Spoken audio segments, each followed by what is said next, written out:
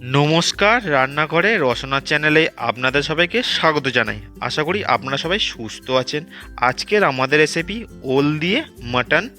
ওল দিয়ে আমরা বিভিন্ন ধরনের রেসিপি তো করে খেয়েই থাকি। একবার মাটন বা খাসির মাংস দিয়ে করে দেখবেন, খুবই ভালো লাগবে।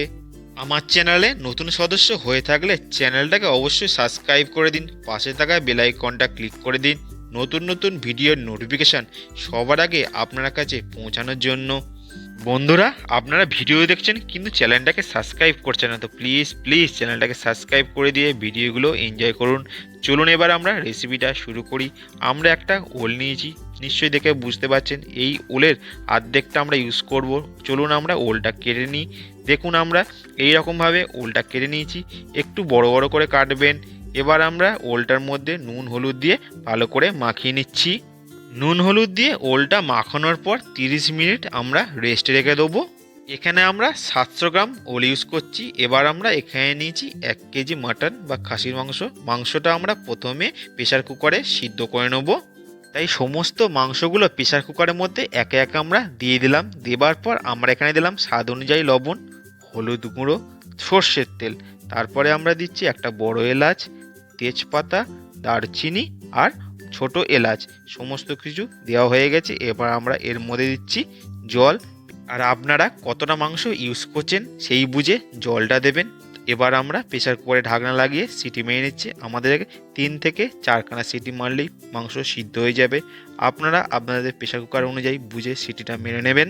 এবার আমরা গ্যাসে কড়াই বসিয়ে তাতে দিচ্ছি সর্ষের তেল। তেল গরম হলে নুন হলুদ মাখানো ওলটা আমরা ভেজে নিচ্ছি।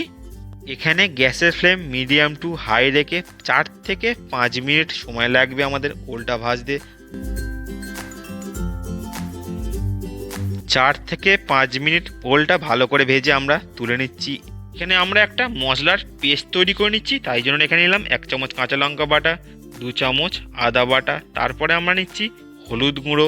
এবার আমরা নিচ্ছি এখানে ঝাল লঙ্কার গুঁড়ো। তারপরে নিচ্ছি কাশ্মীরি লঙ্কার গুঁড়ো। তারপরে আমরা নিচ্ছি ধনে গুঁড়ো, অল্প পরিমাণ জিরের গুঁড়ো। তারপরে নিচ্ছি 2 চামচ টক দই আর সর্ষের তেল। সমস্ত উপকরণ ভালো করে মাখিয়ে নিচ্ছি।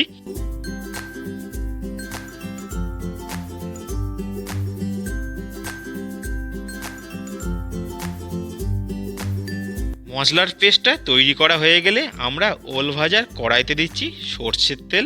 তার মধ্যে দিচ্ছি তেজপাতা, 2টো শুকনো লঙ্কা আর গোটা জিরে ফোড়ন। ফোড়নটা এখানে 30 সেকেন্ডের মতন একটু নাড়াচাড়া করে নেবার পর এখানে দিচ্ছি 1 চামচ রসুন বাটা। রসুন বাটাটা প্রথমে আমরা একটু ভাজা ভাজা করে নেব। তারপরে এর মধ্যে দেব পেঁয়াজ কুচি। এখানে আমরা বড় সাইজে 2খানা পেঁয়াজ কেটে নিয়েছি, সেটা এখানে দিচ্ছি। পেঁয়াজটা এখানে লাল লাল করে ভেজে নিতে হবে, পেঁয়াজটা যাতে তাড়াতাড়ি গলে যায়। তাই জন্য এখানে দিচ্ছি পরিমাণ মতন নুন। পেঁয়াজ আমাদের লাল লাল করে ভাজা হয়ে গেছে। এবার মশলার পেস্টটা এখানে দিয়ে দিলাম। 4 থেকে 5 মিনিট গ্যাসের ফ্লেম গ্লো করে মশলাটা কষিয়ে নিতে হবে। হাই ফ্লেমে কষাবেন না, কারণ দই আছে, মশলাটা ফেটে যেতে পারেন। আমাদের মশলাটা কষানো হয়ে গেছে। এবার আমরা দিলাম চিনি আর নুন।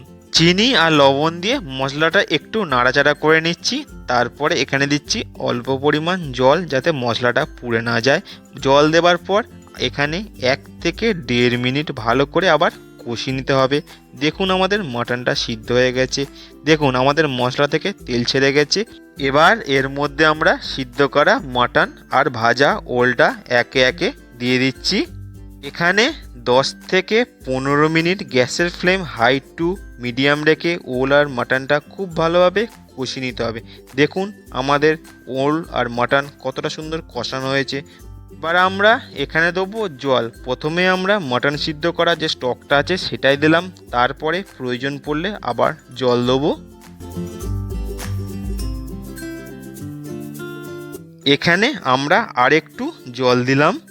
জল দিয়ে একটু নাড়াচাড়া করে আমরা এখানে ঢাকা দিয়ে দিচ্ছি 20 থেকে 25 মিনিটের জন্য। গ্যাসের ফ্লেম এখানে লো টু মিডিয়াম রাখবেন। 25 মিনিট পর ফিরে এলাম। দেখুন আমাদের তরকারিটা কতটা সুন্দর দেখতে হয়েছে। এবার আমরা এখানে দিচ্ছি কাসুরি মেথি, গরম মশলা আর ধনেপাতা। সমস্ত উপকরণ ভালো করে মিশিয়ে আরও 2 থেকে 3 মিনিট ফুটিয়ে নিলে আমাদের মাটন দিয়ে ওল রেসিপিটা কমপ্লিট হয়ে যাবে। আমরা নামিয়ে সার্ভ করছি। দেখুন আমাদের তরকারিটা কতটা সুন্দর দেখতে হয়েছে। রেসিপিটা ভালো লেগে থাকলে অবশ্যই একটা লাইক করে দিন আর বন্ধুদের মাঝে বেশি বেশি করে শেয়ার করুন। বাড়িতে একবার ট্রাই করবেন, কেমন লাগলো আমাকে অবশ্যই কমেন্ট করে জানাবেন। এই রকম লোভনীয় রান্না দেখতে গেলে আমার চ্যানেলের পাশে থাকুন, চ্যানেলটাকে সাবস্ক্রাইব করে দিন, পাশে থাকা বেল আইকনটা ক্লিক করে দিন নতুন নতুন ভিডিওর নোটিফিকেশান সবার আগে আপনার কাছে পৌঁছানোর জন্য। আপনাদের একটা সাবস্ক্রাইব আমাদের অনেক মোটিভেট করে এই রকম রান্নার ভিডিও নিয়ে আসার জন্য। তো প্লিজ প্লিজ আমাদের চ্যানেলটাকে সাবস্ক্রাইব করে দিয়ে আমাদের পাশে থাকুন আর এইভাবে আমাদের সাপোর্ট করুন।